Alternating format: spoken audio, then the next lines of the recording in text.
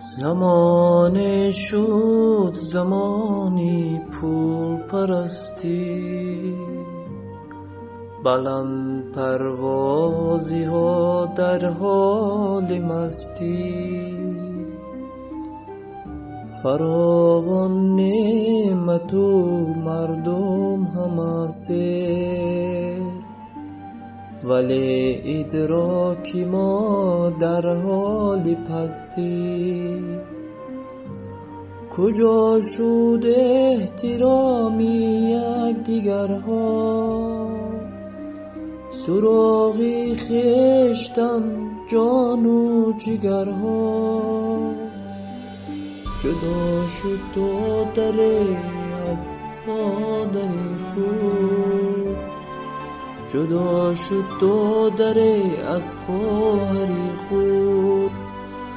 کجا شد نقطه نیک از نظرها، عجایب یک زمان آمد سری ما، کی رفت انسانگری از منبر ما.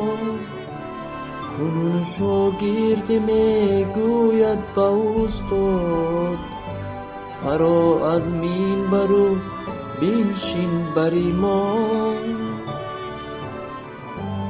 زمانه بود که آداب نرخی خوب داشت، عروس گردی حولی رفت و روب داشت. پسر تا که شود شخصی با آداب، پدر در کنج خانه یک دو چوب داشت. پدر اکنون چنین سودا ندارد، بجز پول او دیگر غوغا ندارد. پسر آواره بازی تلفن، پدر باشد به این پروا ندارد. پدر باشد به این پروا ندارد.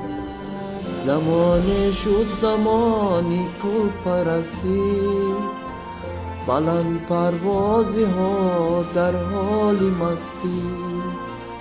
بلند پروازی ها در حال مستی.